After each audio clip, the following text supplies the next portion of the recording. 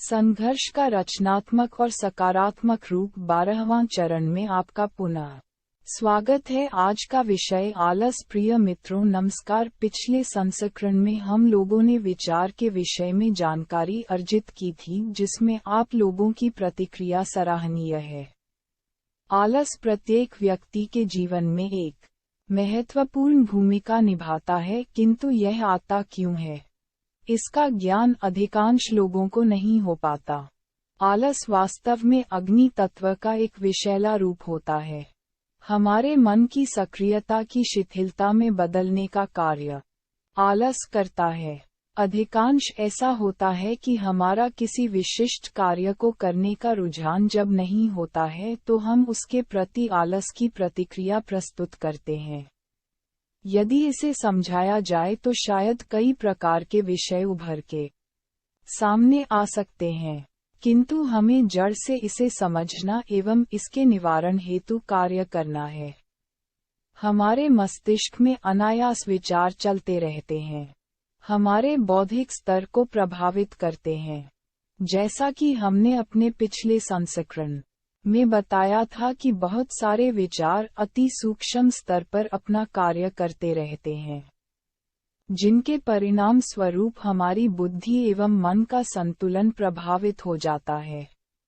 जिन विचारों को हम सामान्य तौर पर कार्यान्वित करने में असमर्थ रहते हैं, उनका हमारे अवचेतन मन में संग्रह होता चला जाता है। परिणाम स्वरूप हमारा चेतन मन एवं सचेतन मन तालमेल खो देता है। ऐसी अवस्था में मस्तिष्क को अत्यधिक ऊर्जा की आवश्यकता होती है, ताकि वह उपस्थित विचारों को उनके परिणाम तक पहुंचा सके, साथ में अपनी बौद्धिक क्षमता को भी संतुलित कर सके।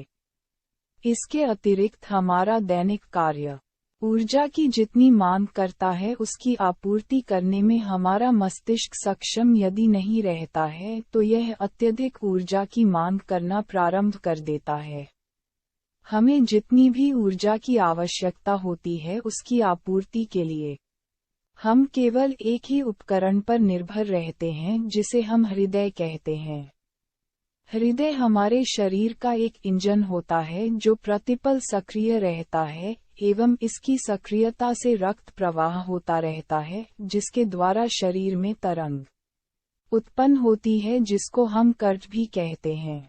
इस कर्ट के माध्यम से ऊर्जा का एक क्षेत्र उत्पन्न होता है, जिसमें अपना ही एक वेग अर्थात क्षमता होती है।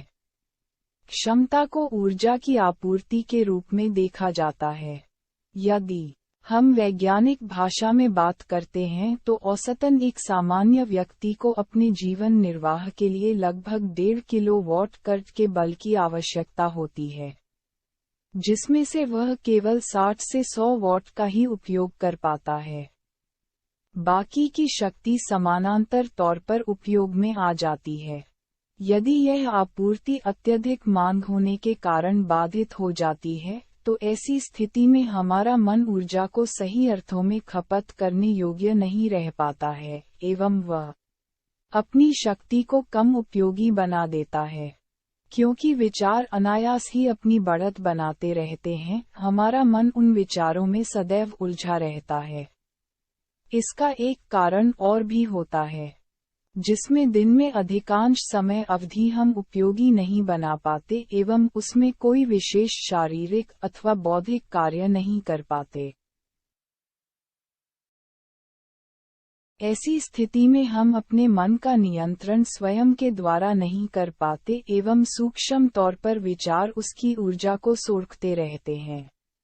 ऐसी अवस्था में हमारे मन की स्थिति दयनीय हो जाती है एवं हृदय आवश्यकता से अधिक गर्मी उत्पन्न करने लगता है। जब हमारा हृदय गर्म हो जाता है, उस समय वह हमारे दिमाग के संकेतों को पूर्ण रूप से समझने एवं कार्य में लाने में असफल हो सकता है।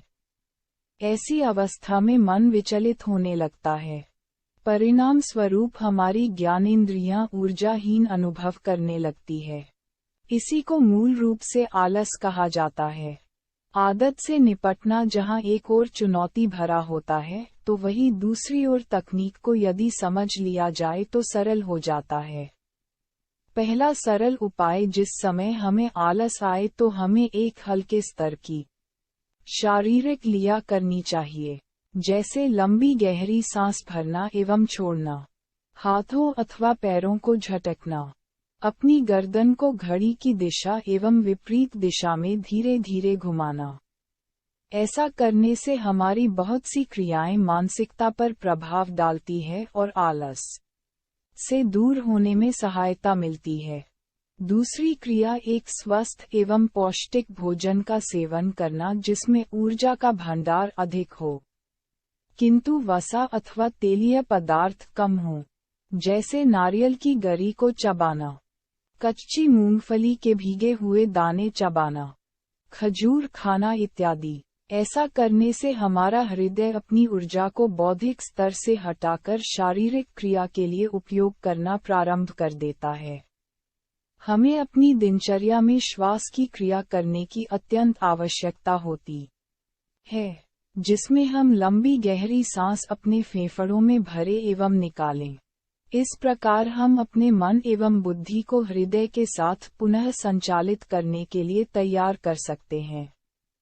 आपने इस संस्करण को अंत तक सुना, उसके लिए आपका आभार। आपकी टिप्पणियों का स्वागत है। इसे अपने मित्रों को साझा करना मत भूलिएगा।